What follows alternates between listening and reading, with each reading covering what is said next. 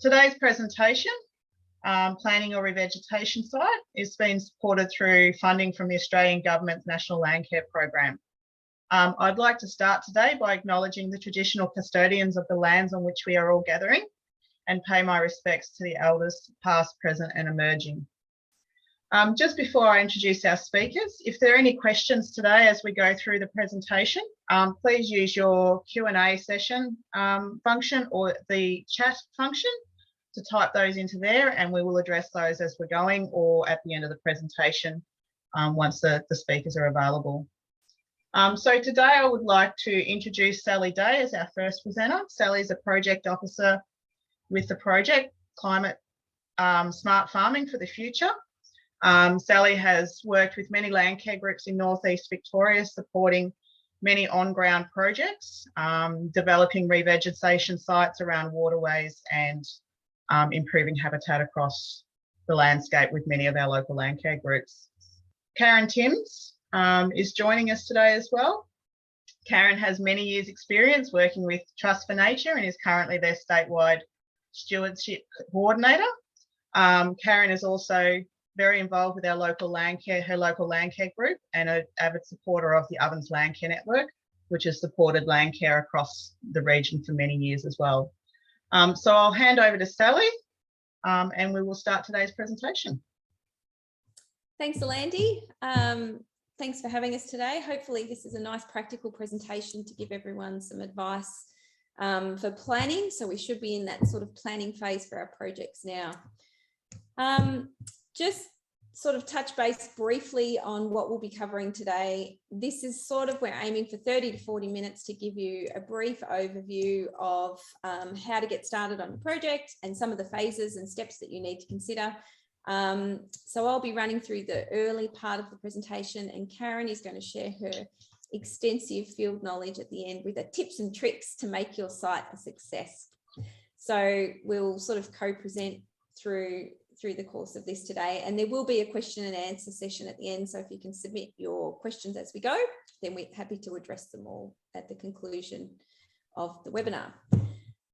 All right, so let's get into it. So the first thing to consider when thinking about your new project is to really carefully identify what your aim and your need for your site is. So rather than just thinking, right, I just want to go out and do some planting, it's really good to consider exactly what it is that you want to achieve for that site. And I'll show some examples of this in a minute. The second thing I think is really important is, and it's just a really practical consideration, is to consider the resources that you have available to complete the project at the very beginning. So this is both financial, so what money you're prepared to spend on your fencing and your plants for that project, but also what your time availability is. Many people work off farm as well, and so their time availability for completing these projects is limited to the weekends. So I think to be realistic, it sets you up for success for your site. And I think it's really important because that will define the size of the site that you bite off each year. The third really important consideration is to be smart when you're planning your site and aim for those sites to achieve multiple objectives. So very often, if we're careful about where we site things in the landscape, we can actually help our productivity on our property and also make really good additions to the biodiversity on your property, but also at a local and catchment scale. So I just wanted to give you some quick ideas. So when we're talking about the objective for our site, straight out, it might be that you want to establish additional shade and shelter on your property. Like if you've got some old paddock trees and nothing else, then you might want to be planting new paddock trees or establishing a shelter belt. And so the primary aim for your project will be shade and shelter, but you may also find some other objectives you can achieve along the way. The other sort of typical examples is enhancing remnant vegetation. So if you have a site with some nice old paddock trees and maybe you've got a bit of natural regen coming up, you might go through and do some plantings at different times to create building structure and diversity within what you have at the site. So it can be things like incorporating fallen timber, building the shrub layer, planting ground story grasses and herbs down the track. Another important one might be that you've got a sensitive waterway running through your property and the stock are constantly pugging it up and making it muddy, and you might choose to exclude the stock from the waterway. Now, when we come to do this, putting up a fence will straight away exclude stock from the waterway, but if we're clever about how we design our site, we can also turn that corridor into a really effective shelter belt, and we might also be able to get some really good biodiversity outcomes by using that corridor to connect other areas of vegetation, whether it's a road reserve or a remnant block up the back. So the main objective might be to exclude the stock, but there's a lot of other things that we can achieve with those sites along the way. Similarly for farm dams, if you've got a water quality problem in your farm dam, the primary objective might be to improve the quality of water for your stock. And certainly fencing will do that straight away. But if we also put in some other benefits at the site, there's actually a second big farm dam up the back of this slide as well. But this is a really beautiful block of shrubs planted in the middle, quite closely and densely between the two. And we have gone through in the second year and actually planted some fringing aquatic plants and more bottle brush around the edges of the dam. So improving water quality might be the primary aim, but there are also other benefits that we can bring from those sites. And similarly, protecting paddock trees might be the aim for your project. And that can be achieved through fencing and planting. If we're smart about how we do it, we can get lots of benefits for our local area. Similarly, you might have problem sites on your property, like managing wet areas that you just don't want stock in over winter. These can actually be turned around to be quite useful sites for you in summer. So separating those out of your grazing system by fencing, and maybe just planting, in this case, what we did was plant river red gum scattered through the site, which should cope with the wet conditions. This is going to become a really nice shade block in summer for stock. So no shrubs in this site, just straight out shade. Keep cattle out in winter, using it for shade in summer. So sort of touched on how sites can achieve multiple objectives. And I just wanted to show this photo of a newish shelter belt that's been completed. That really builds on existing vegetation that was already on the property. It links from one side to the other. It links into another corridor on that farm.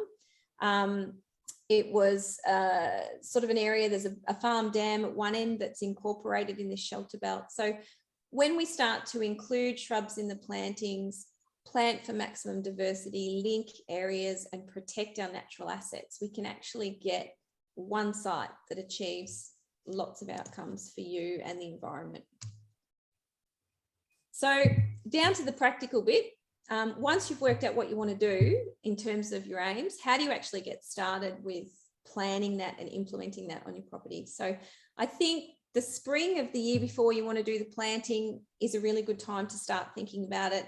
And I know that I'm working with lots of people at the moment over summer to actually get these plans developed and underway. So it's really important to involve everyone who's involved in the property management in that process so that everyone's heads are on the same page. So if you have a manager or various family members that are involved in different aspects, get them all involved at this point. Take a look at long-term forecasts, have a look and see what the season coming is looking like. Assess the state of your pasture and water, like are you going to have the resources to, water over that following summer. Look for areas where help is needed early. And the really important one is to look at your materials of what you may need. So ordering plants early and potentially getting fencing materials and booking contractors early is a lot safer. We have had a lot of delays with fencing materials over the last 12 months. And I think that ordering early alleviates any stresses with things not being there when you need them. So I just wanted to pop up a basic, A1 property plan. This is a really great starting point when you're doing your planning. If you've got a whiteboard marker, you can sketch on and draw ideas and change the shape of things around. So some sort of mud map or aerial photo is a really great starting point for your project. The other thing to do is actually to seek support along the way, particularly if this is your first time in undertaking a re-veg project on your property. Have a chat to your neighbours, maybe talk to the previous owners, you know, have a talk to government departments locally that might be able to provide advice, and that might depend on the type of project you're implementing. So the CMA, Agriculture Victoria, Goldmurray Water, Extension staff. And there are a lot of other resources that your local landcare group or network can provide to help. Private organisations and research groups online can also provide some excellent advice and publications. So it's worth doing a little bit of searching online and having a look at what resources are available to you and talking to local contacts to get your head around what you might need. So basic timing of events is fairly critical, because if you miss one of these steps, it catches you up down the track. It's really important, I guess, is the end goal that we're ready to plant at the earliest possible opportunity, so that we get our plants in nice and early in winter. They have the whole winter to settle in the ground, establish roots, get over their transplant shock before they move into the heat of the following summer. So I tend to look at that and work backwards. So if we say that typically we want our plants to go in between May and August, then we need to make sure that everything is ready to go at our sites by the end of April. So that means that during the summer and the autumn, we'll need to look at doing the fencing, the weed control, any pest animal control, and any other site preparation. And some of those might be a little bit dependent on soil moisture. So if it's a really, really dry season, fencing in some sites might be really hard, and certainly ripping will be too hard, and you may have nothing to spray until after the autumn break. So just actually acknowledging what those steps are and getting organised in advance will help you to get your plants in the ground on time. And it is also really important to consider that you'll need to be doing ongoing maintenance once those plants are in. So I just wanted to pop up some photo slides to start demonstrating some of these main steps along the way. So when it comes to pest animal control, it's a good idea to start assessing your numbers early. Have a look at what animals are on your property that might cause your fencing and revegetation some problems. So that might include some native animals like kangaroos, wallabies and wombats, and certainly cockatoos. They can't be controlled, but we can be smart about managing their impacts by choosing the right guards. For example, this is a cardboard guard in a site with lots of wombats, and they just love eating the cardboard. So if you've got a site with lots of wombats, using corflute is a much better alternative. So if you have rabbits and hares at your site, it's really important that you start controlling them over summer when feed in the paddock is limited, and try and get those numbers down early before you actually get your plants in the ground. When it comes to fencing, fencing preferences are really unique, and everyone seems to have their own style.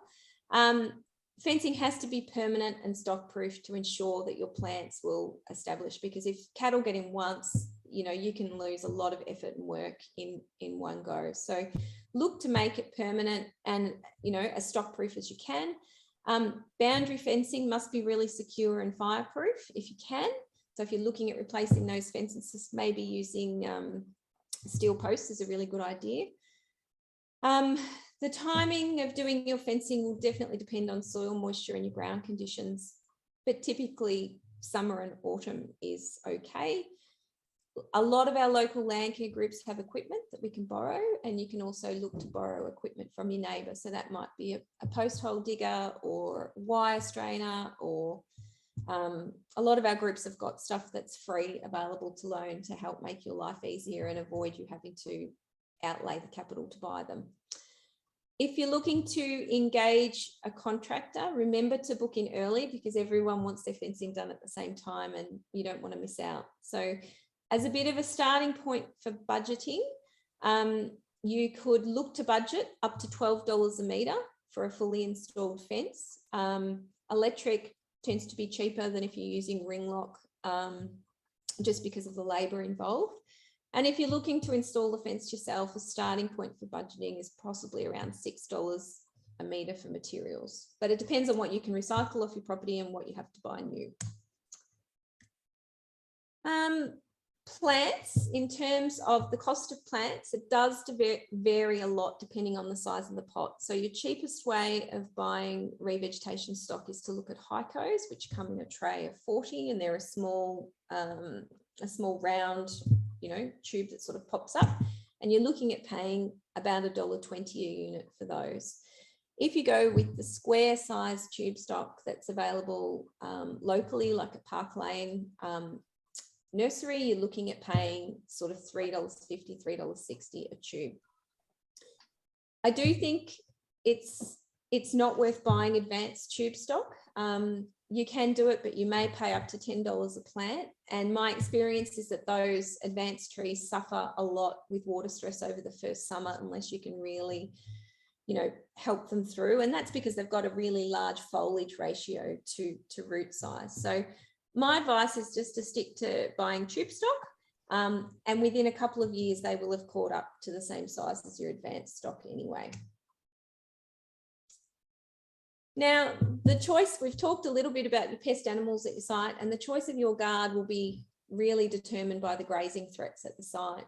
So it's probably important to choose the right guard from the outset, as you can spend a lot of time re-guarding and fixing guards if you get it wrong, to keep your plants safe from pest animals.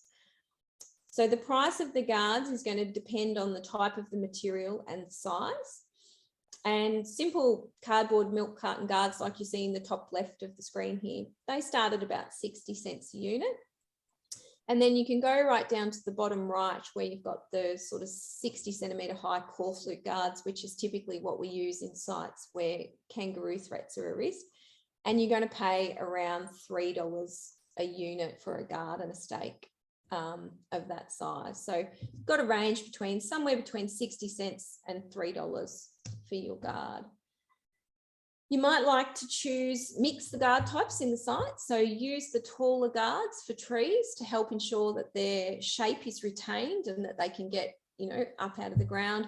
And maybe smaller guards like your basic milk cartons might be okay for the shrubs if they get a little bit tip grazed by, rabbits and hares. It doesn't affect the form of the plant so much. So we talked about some of the native pests, and this is actually a photo that Karen supplied to me. Wallabies love to have little parties and play with the guards at her house. So while the river bottlebrush that's planted here is actually fine, they have pushed over these wire guards and seem to do that pretty regularly. So if you're in an area where you know that wallabies or kangaroos are moving through, guard choice becomes really important, and you might need to go back and replace guards over time and fix fencing, and it's just something that might not be avoidable. Wallabies can also play with your plants, as we discovered at this site on the King River near Oxley. So didn't actually damage this tube stock, but just went around, put their heads in the top of all of these milk carton guards and pulled them all up straight up out of the ground. So the next day, after the landholder found all these and replanted them, and they've actually all grown, really well. But he did have to upgrade the electric fencing on that fence, and that then kept them out. So do need to go back and check on your plants over time. And sometimes they'll just, in this case, kangaroos, shred the cardboard guard, completely leave the plant intact, but it is a lot of work to keep going back and fixing guards. And if you get this situation where your plants get left exposed like this, you only need rabbits or hares to come through in one night and you've lost all of your work. So I think really stress how important it is to look at guard choice carefully. Now, before you lay out your site and think about what you're going to put where, it's a really good idea to have a think about how you would like the site to look and where the trees and shrubs will be planted. So having a mud map, we've talked about it before, having an aerial photo or a sketch, it's a really good idea to identify what's going where. So pop your gates in, you might have a bit of an estimate of the length of fencing on each side. Single trees might be planted in here, and then we've got these clumps of shrubs planted through other areas of the site. So step it out on your site, maybe pop some, some big star pickets in for your corner post to sort of mark it out and get a feel for whether that's going to work. and then move on from there. And that'll start to give you a feel for how many plants you'll need and where they're going to go. When it comes to site preparation, it's probably a really good idea to get the grass level down as low as possible before you start to do any of your weed control or your planting. So you might like to graze that site or slash that site to reduce your grass biomass. You know, do it in spring, maybe again during autumn once you've had some rainfall. And this particular site was also ripped, so there is a rip line up the middle of these rows as well. And ripping is really great at increasing soil moisture and reducing compaction. So if you've got a site that's been in a paddock for a really long time, it might be something to consider, but it's really important not to rip near waterways or dams. And certainly in some soil types, like really heavy clays, ripping is just not an advantage. So it's easiest to rip when there's a little bit of moisture in the soil, but not when your soils are sloppy wet, because you won't get a great fracture or breaking of the subsoil profile. So just after the autumn break is really ideal, although at the moment, you know, you could possibly go out and some sites would be quite suitable for ripping at the minute because we've had that sort of staggered rain during spring and early summer. Now, when we come to looking at weed control, most landholders are really capable of doing their weed control themselves. And I'd aim to do at least 2 knockdown sprays prior to planting, and you might also consider using a pre-emergent herbicide as well. So depending on the layout for your site, you can spray straight rows like what we saw on the previous slide, or you can spray patches or circles depending on what you're doing. So in this photo here, we've got single trees scattered through the site, and then these clumps of shrubs planted in sort of, I think that's about seven in a group. So really important to use the herbicide appropriate to the weeds that you are managing at your site. And given that we have quite intense dry and hot summers, probably not going to have anything much to spray over summer unless it's a year like we have this year. So maybe your first spray might not be until after the autumn break. So every year is going to be different. Monitor your paddock and your grass loads to know when you need to start. And I'd probably avoid blanket spraying whole areas because you do tend to get an abundance of broadleaf weeds come up after that. And then that can just, you know, cause other management implications down the track. So the earlier you treat your weeds, the better, because you're going to be using less chemical. And in terms of marking where things are going to go before you spray, sometimes it's a really good idea to walk around with a bundle of bamboo stakes in your hand, set out where you're going to put all your plants in advance, and then you can come back later. You can look at the site and see if you're happy with that layout, and then you can come back later with your spray pack on the bike or on the back and actually spot spray at each of those stakes. And it's just a really good idea to visually sort of set out the site beforehand, and makes it a bit easier when you come to do your weed control and your planting.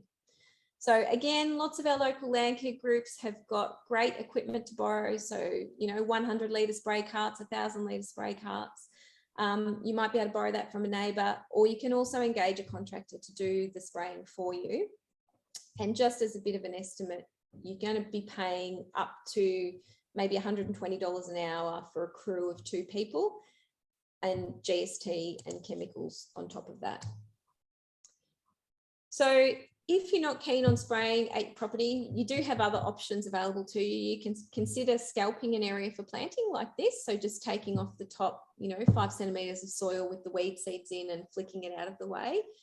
But you are going to have to do that regularly and really keep an eye on your re-veg to make sure that the grass doesn't grow and encroach in and compete for moisture. So planting assistance, it's great to have some help with planting, as many hands make light work. You can call on friends and family to help if you can, or you might like to engage a contractor to help with your planting. And there are local people that work in our area that charge in the range of $25 to $30 an hour. So it's not an extensive amount of money to get an extra set of hands, and that might be worth considering if you have a big site. So the timing of your planting, again, is going to depend on the soil moisture at your site, and it will vary from year to year. So it might be as early as April if we have a really early break. But I would certainly suggest that all of your plants need to be in no later than September, because we have the capacity to have quite warm October and November. And if the plants don't get adequate time to settle in, they can really suffer with that early summer heat. So water your plants really well in their pots the night before planting to help make planting easier. And then when you pop them in the ground, really great idea to water them in straight away and guard them straight away. And you can also, at smaller sites, you know, if you're only doing 100 or 200 plants, you might also even consider mulching or using a weed mat to help reduce your watering needs over summer. So once you've got them in, you know, you have probably important to think about maintenance. And look, I'd really advocate that people just go for an evening walk through their site every couple of weeks and check on the plants. Things can change really quickly when the warm weather arrives. So the frequency and the amount that you're going to need to water your plants will depend on where they're sitting and your soil type. I tend to think that some years we get caught out as early as October, where things dry up and get really hot really quickly. And if we've had a dry winter, that sort of pre-Christmas can be often really critical for watering. And I try to work on the principle, it's a bit like watering your tomatoes. So don't do shallow frequent waters, but give a really good solid drink, you know, like half a bucket, you know, every couple of weeks or once a month. Like if you can get away with watering once a month, I think that's ideal. And it really is up to you to consider, you know, the weigh that up, whether you can afford to go back and replace plants the following year if you don't water, versus spending a little bit of time watering. And again, that's a scale question for your site, and also to do with your resources. So really important to reduce competition around your plants, and you might do that by follow-up spraying, mowing, slashing, mulching, or a bit of a combination of both. This is Arthur, who's very cleverly set out the rows in his shelter belt that allows him to get his ride-on mower straight up through the middle. So a bit of mowing and follow-up spraying at these sites has, you know, these plants are like 12 months on and they've performed brilliantly in the shelter belt. If you're looking at replacing losses, you can probably, you know, March, April, do a walk through your site and count how many plants haven't made it through. And I think it's a good plan to replace your plants each year and keep building on your sites over time. So it's really not a let's go and plant one year and then forget about it forever, but plant the first year and then for the next couple of years, aim to add to your site and keep building the structure and the diversity. Guards will probably have to stay on at least 12 months. And I would suggest that by 2 years after planting, you'll need to get them off so that you don't restrict growth of your plants. Once you pop a fence up, you might also get an abundance of river red gum pop up once stock's excluded. And at those sorts of sites, you might need to consider doing something called ecological thinning. And that's where these plants are just so thick that they're not going to grow into a really good shape and habit, and they're all competing for moisture and light. So when it's naturally come up, you can remove those without a permit in the first 10 years. So you might even choose just to keep every 1 in 10 sort of stems to open those sites up. And it is something that you might need to consider as a maintenance action down the track. And I think just the last thing I wanted to touch on today is the value of photo point monitoring. You know, so taking before and after photos of your site is really the simplest way to demonstrate change and to show incremental, you know, progress over time. It's a great record of the works completed on your property, and it sort of sits with any whole farm planning that you're doing. And it's a bit like taking photos of your kids. You know, when you see them every day, you don't notice that they've grown and changed. And then the relative that sees them every year at Christmas comes in and goes, wow, you know, what a difference. And I think when you're looking at your re-veg sites all the time, you think, I'm not really getting anywhere. But if you do compare with photos, you can really see what you've achieved in often a very short space of time. So this photo here was taken in 2019. We did some direct seeding of shrubs and we hand planted through some trees. And then this is the same photo taken exactly two years later. And it's just pretty much a completely changed site. So it was very bare and open before with just 3 remnant larger trees. And then we've already really started to establish that mid-story at the site. So in wrapping up, I think my key points is that funding is often short-term, and personally, I don't really rely on funding for replacement plants if the site fails. So I think we should all give it our best shot to try and maximise the success of any of our planting, not just because of the financial resources, but also because of the investment of our time in getting those sites, you know, planted and established. So I think site success really relies on good preparation and good planning.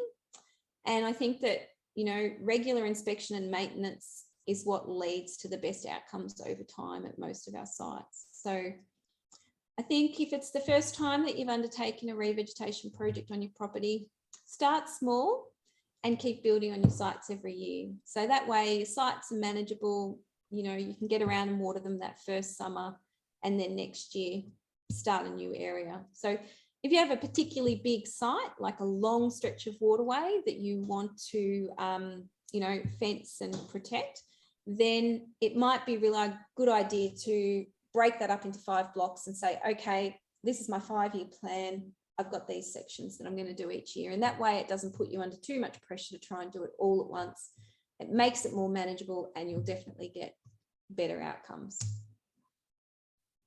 So we do have some really good local resources to draw on that summarises a lot of what we've just talked about so far today. So these 2 guides, the one on the left is by the Sustainable Farms team, which is from the Australian National University in Canberra. And I do have copies available of this. And the one on the right was written by the Greta Valley Landcare Group, Caring for Your Rural Property, and it's got some good chapters on different aspects of farm management and a whole chapter on revegetation. So if anyone would like copies of these, they can get in touch with me and I can pop a copy in the post out to you. Thank you very much. That's all. I might hand over to Karen, and Karen is going to take you through some tips and tricks and other important things she's learned along the way from doing a lot of revegetation in her work through Trust for Nature and on her own property. Thanks, Karen. Thanks, Sally. And do we have any questions at the moment that could be addressed?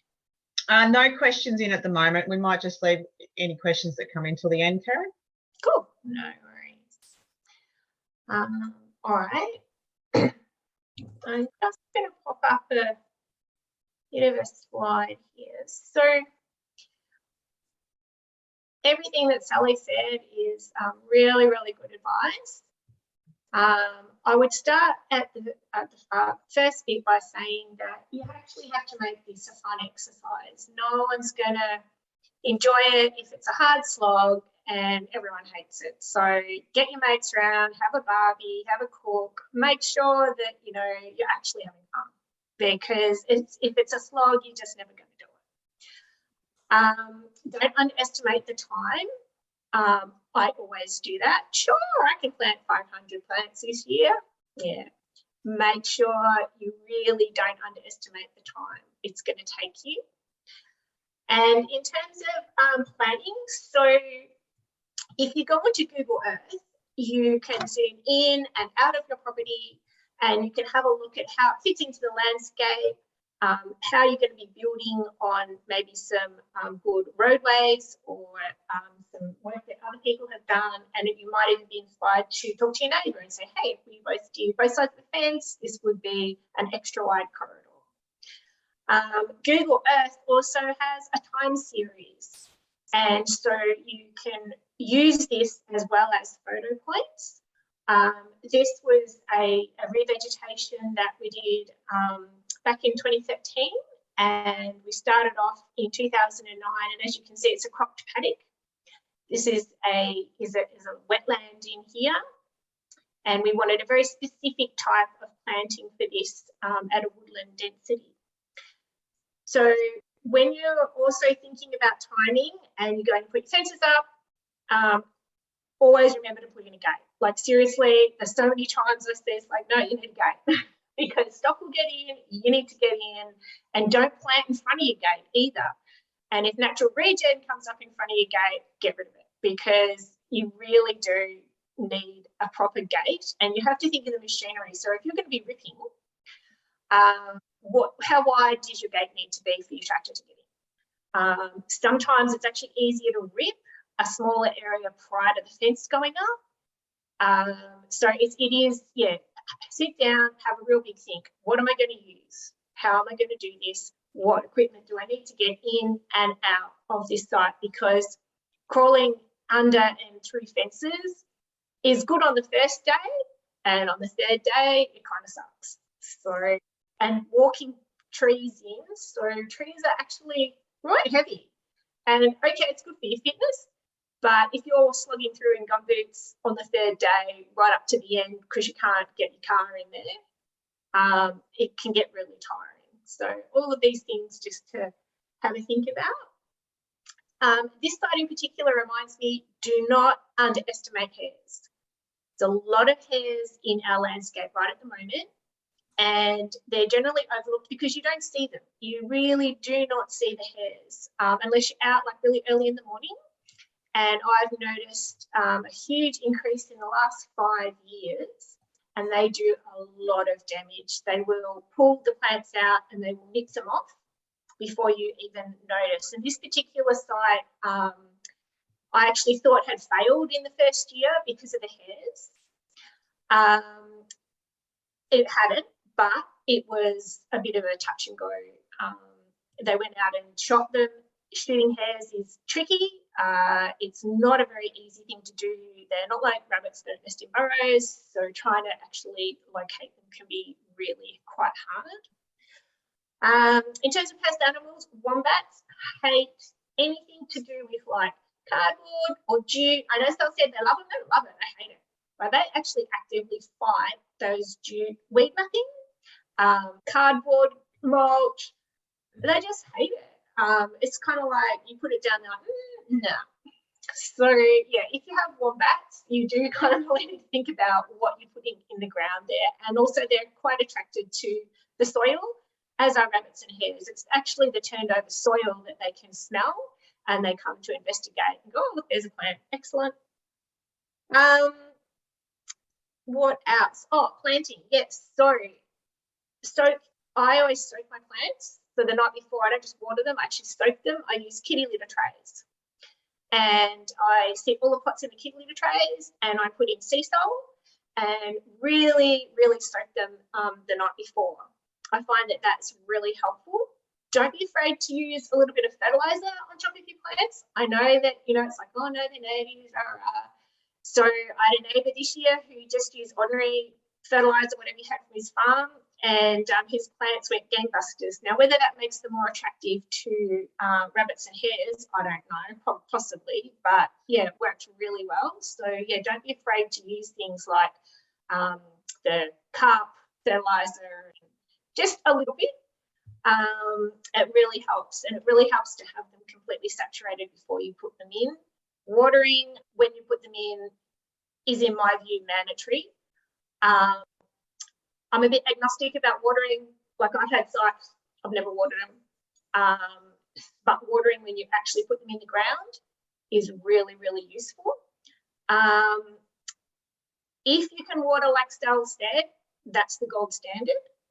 But I have found that even 2 litres will keep your plants from dying when it's been 10 days at over 35 degrees. Even if you just got a couple of litres for them, it will stop them dying. I think you have to think about, okay, how much time have I got? So I've got sites where it's kind of like a really low input. You put in a lot of plants, don't guard them, don't water them, know that I'm going to lose maybe 20, 30%. Maybe I need to replant.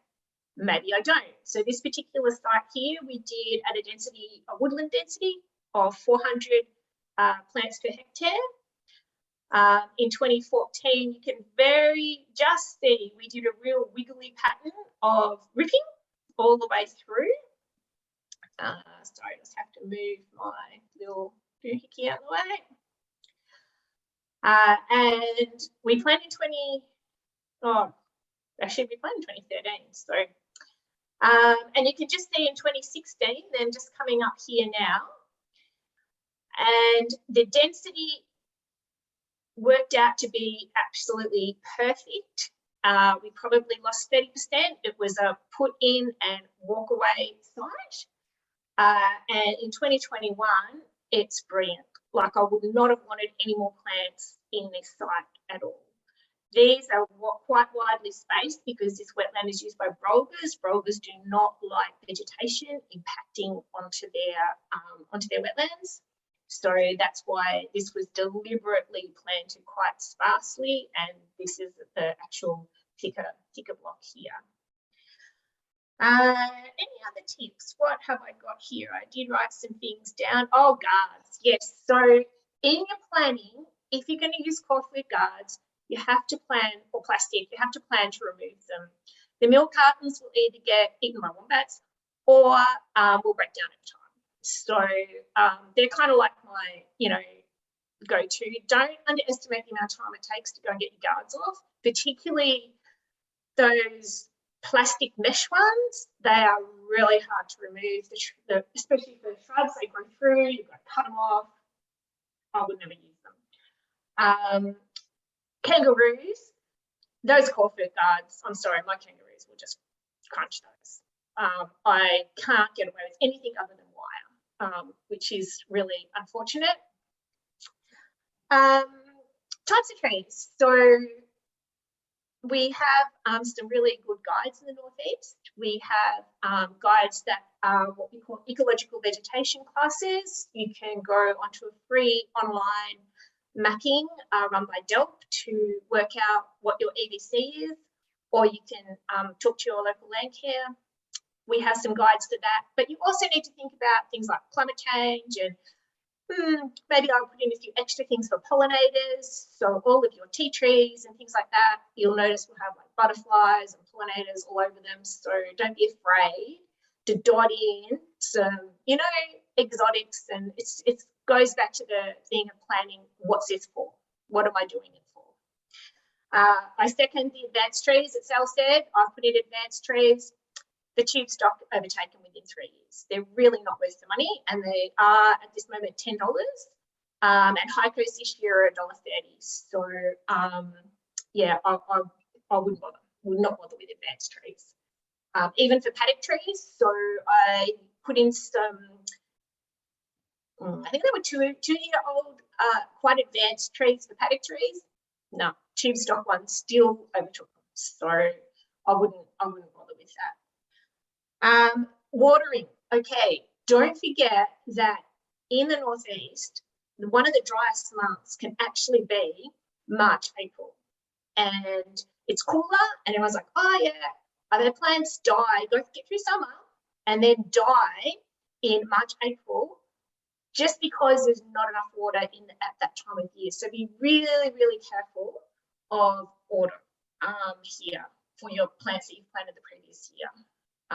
It can really be an issue. Oh, Phalaris, eating down. So Sal's advice of grazing down is really, really good, except when you've got some of those perennial grasses like Phalaris.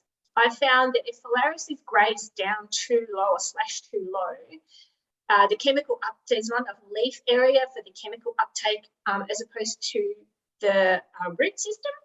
And so if Phalaris is grazed down too much before you put your chemical on, it won't kill it at all. So I would be a little bit careful about grazing really, really low. If you've got exotics and annuals, that's fine. But if you've got perennial grasses in there, you really need to not have them grazed too. So graze it, give them a couple of weeks to sprout up again, and then spray. Don't just go graze, spray. Does not work. I don't know. I think that's about it. It's great, Karen. Thank you. That adds perfectly to everything that we've talked about. Thank you. Good. All right. Thank you, Karen and Sally. That's been really informative today. Now we have a couple of questions come in. A question from Kate. Is there any resources for working out which herbicide for which weed? I can answer that one, Kate, because it's something that I've been talking about with Agriculture Victoria recently. Sorry, I'm just going to share the right page. with you. In Victoria, the government departments actually aren't allowed to advise on which herbicide to use for which weeds. So it can't give, and you know, I really can't give you that advice either, but there is a really good resource available just over the border for New South Wales, and it's called their New South Wales Weed Control Handbook. I'm hoping, does that pop up on your screen, Alandi? It does, Sally, yes. Yeah. So if you Google New South Wales Weed Control Handbook, it's on their DPI site. I think it'll give you, it's got rates of application, it's got which weeds, you know, what herbicides to use, all of the things that I think will help answer the question that you need. So nothing in Victoria like this, but this is just over the border, and I'd be making use of that as a resource. I'll pop the link actually in the Q&A. I think I can do that, type answer, and then you might be able to grab it off there. Good. I'll stop sharing that. You can also talk to your rural store like Tapco or, you know, some of the farm stores. The people there will be more than happy to help. Yeah. So, yep. So Everton Farm and Fuel or Hunters in Wang, Tafco in Myrtleford, they'd be great starting places. Yep. Yeah. Okay, thank you, Sally. So another question I've got, which is sort of, I guess, relates a little bit to what you spoke about briefly, Karen, around the EVCs. Maybe you could just explain what an EVC is a little bit, and then how do we actually go about finding out what plants will suit our sites? You spoke about Nature Kit briefly, but what resources do we actually have for working out that information? Are you happy for me to chat about that? Yep. Yep. So I might just share a screen again. So just to give you a background on what these EVCs are, is they're called Ecological Vegetation Classes. And back in 2005, the whole state of Victoria was broken up broadly into different vegetation groups called bioregions. So this is a map of our area. The purple that you can see in here is the alpine area. And then we have these sort of ranges on the north side and ranges on the south side. So they were all broken up into similar types of vegetation. And then what they used is, it was a whole lot of computer modeling. They looked at climate, aspect, slope, soil type, and it all gets fed in. And they came up with a model of saying, well, we think this is here and this is here. And they went out and did some ground truthing. Anyway, it's become sort of the backbone of resources for us, I guess, as land managers and conservationists, to try and work out what was here prior to European settlement. It's not always exactly right, but basically they came up with this EVC list, which is got a series of things that describe the site. And I'm not going to go into all of them in detail, but it tells you a bit of a description of what you would expect at those sites. So this is a herb-rich woodland, and it actually tells you so that you can get a picture in your mind of what it is. It'll list what species of trees you would expect to have in that ecological vegetation class. It'll give you an idea of a diameter at which that tree becomes classified as a large old tree. It'll give you a breakdown of the understory, so whether it was a vegetation type that had shrubs and grasses and herbs, or whether it was mostly an open grassland. And then on the back side of the page, it has a bit of a species list as well, which will suggest what the typical species were for that site. So Karen mentioned Nature Kit mapping, and we can pop a link into that. And basically you can zoom into your property, have a look at a map, and there'll be different colors for different vegetation types. And each one of those vegetation types will have a little sheet, double-sided sheet like this that goes with it, that tells you that information. So that's one resource. The second resource, and I think this one is the most friendly for us, and we're really, really lucky to have these in our region. Fleur Stelling did these, when were they produced? This one's produced in 2007, and they're just a fantastic resource. So there's a whole series of them for North East Victoria. They're available on the web, and we can give you the link to that. But basically you choose the catchment that you're looking for. So this one is the Mid-Ovens catchment and the Lower King River. So that's kind of around Oxley, which is where I live. And then you can choose across various types of vegetation within that unit. So here's a group here for wetlands on the left. In the middle, we have the vegetation that's typical of the floodplain. So in those areas that get inundated regularly by the river. And then further across the right, you've got the slightly more elevated plains country that wouldn't naturally flood as often, but might get sort of, you know, soggy and wet over winter. And then within that, it's broken up into, I don't know if I can zoom. Can I zoom? Yeah, I probably can. So in that, it's broken up into the different vegetation types. So trees, shrubs, ground covers, and there's a list of species under them, with those that are shown in bold being the most common and the ones that aren't in bold being the others that are there, but you know, possibly not quite in the numbers. So I think this is a really great starting point for people to use, and they're certainly really easy to use. You could print a page of that and trundle into the nursery in Wang and say, look, this is kind of where I am. What do you think? This is my starting point. And the staff at the nurseries or your local landcare facility can also add to that and put in a bit of local experience. And really important to talk to your neighbours too, because if they've done planting before, they're going to know what works and what doesn't work for your particular area. So hopefully that gives a bit of a really brief overview. We could talk quite a bit about EVCs, but I think the Reveg guides and the EVCs used together give you a really good picture of what you could, you know, pop in at your place. No worries. Thank you, Sally.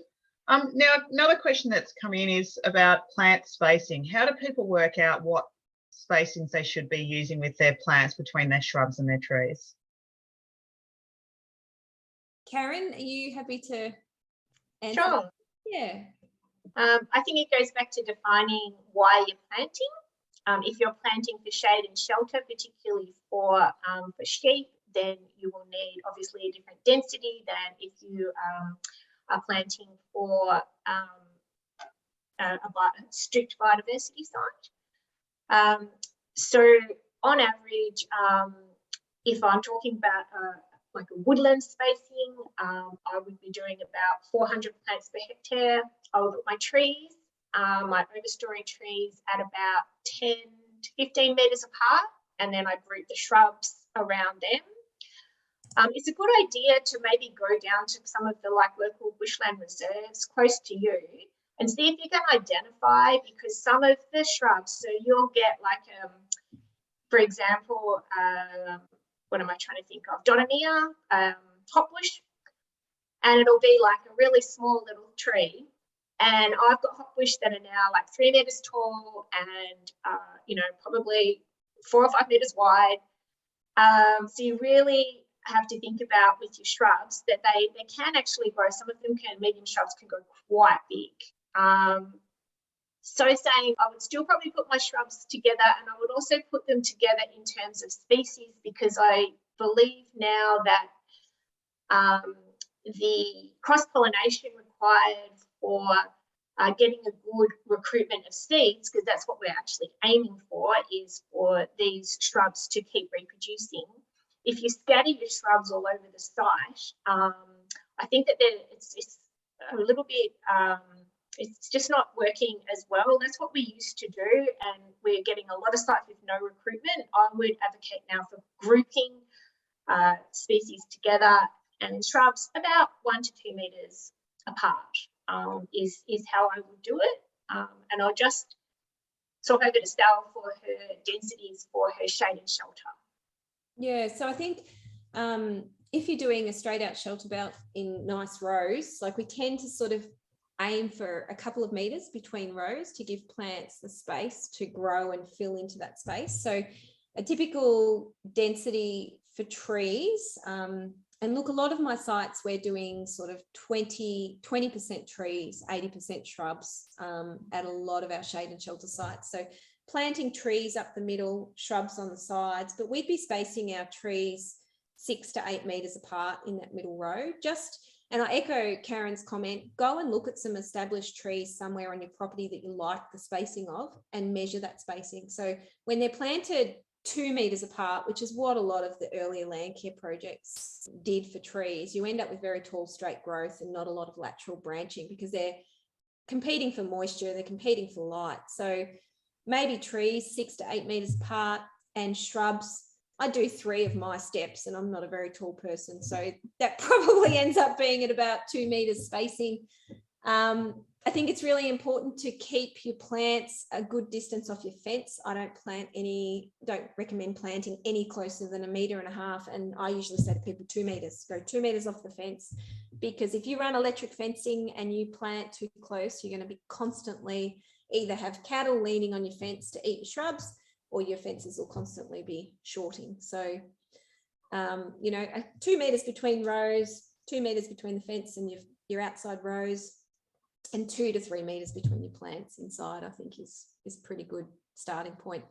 I guess the other thing, if you're doing more of a biodiversity site and you do plant with quite a tight, you overdo your density a little bit, there's 2 ways you can do it. I guess if you lose 20 or 30% over time, it might come back to that sort of natural layout that you're happy with and a density that you're happy with.